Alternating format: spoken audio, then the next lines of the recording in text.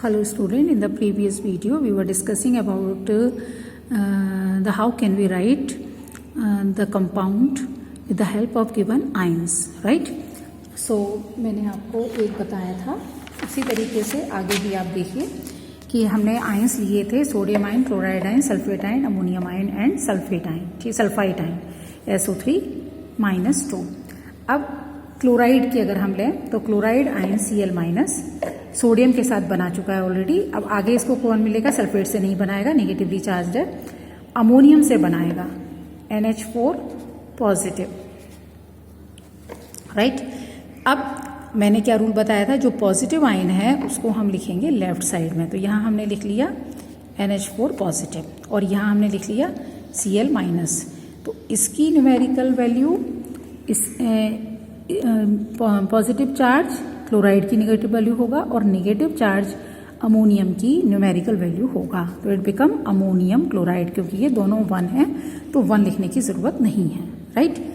उसी तरीके से अगर हम आगे देखें कि जैसे हमारे सल्फेट हैं वो कैसे कंपाउंड बनाएंगे, तो अमोनियम, अब इसके बाद सल्फेट के बाद हमने सल्फेट का हमने लिया, तो सल्फेट आपका कंपाउंड बनाएगा SO4-2 कंपाउंड बनाएगा, एक तो सोडियम के साथ और दूसरा अमोनियम के साथ, क्योंकि यही दोनों पॉजिटिव है, बाकी सब नेगेटिव है। तो सोडियम के साथ आप देख चुके हैं, अमोनियम के साथ देखिए।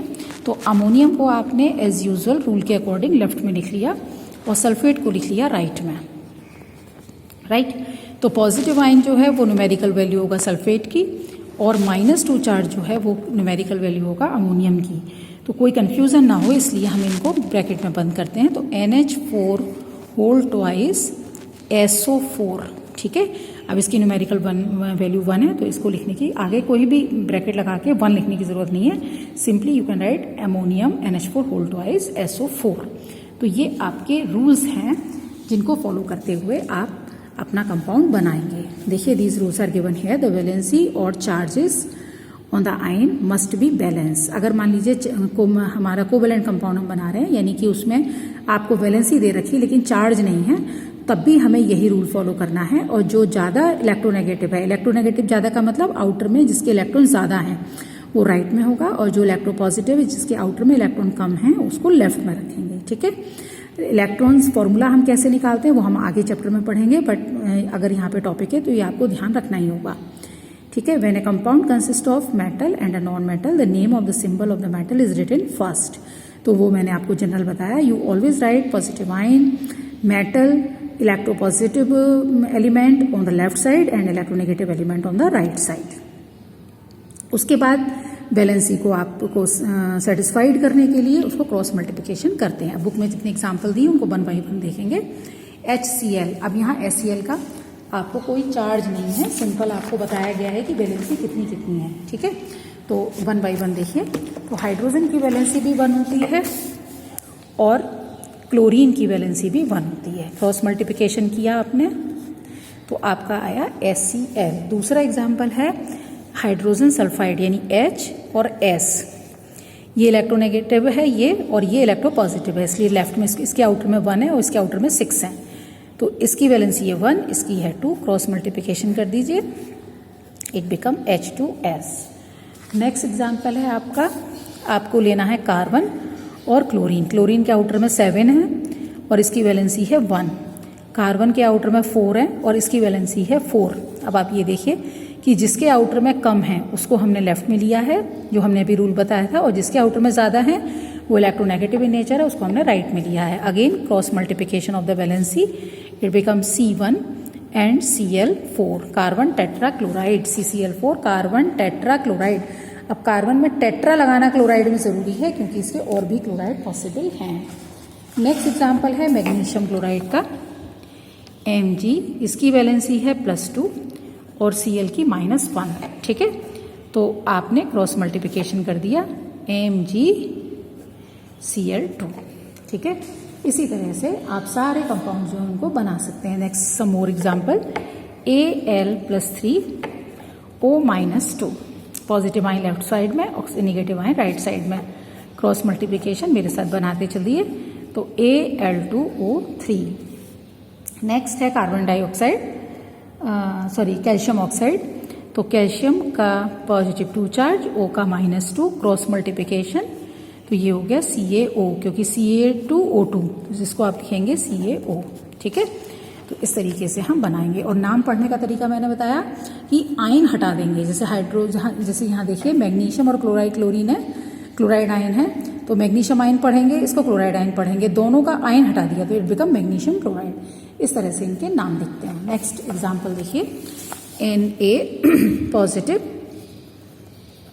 NO3 माइनस, तो क्रॉस मल्टीप्लिकेशन, एक एक वैलेंसी है दोनों की, NaNO3 पढ़ेंगे कैसे, सोडियम नाइट्रेट, दोनों का हमने आयन बढ़ा हटा दिया तो it become sodium nitrate. Next है calcium Ca+2OH minus, cross multiplication, तो ये हो गया Ca, अब OH होल ट्वाइस। अब देखिए चार्ज भी बराबर है, ये +2 हो गया और ये 2 - 1 हो गया, तो ये दोनों बराबर हो गए। ठीक है, तो ये हम करते हैं चार्ज को बैलेंस करने के लिए। इसी तरीके से नेक्स्ट देखिए, Na पॉजिटिव CO3 -2, ठीक है, क्रॉस मल्टीप्लिकेशन, लेफ्ट में रखेंगे पॉजिटिव आयन को तो इस बिकम Na2CO3, पढ़ेंगे बिल्कुल उसी तरीके से, सोडियम कार्बोनेट।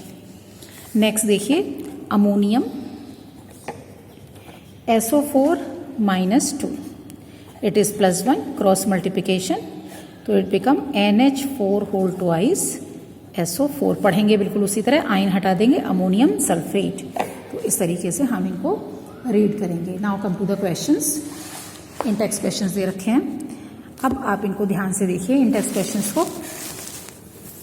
फर्स्ट एग्जाम्पल आपसे पूछा गया है, फर्स्ट क्वेश्चन आपसे पूछा गया है, write down the formula of sodium oxide.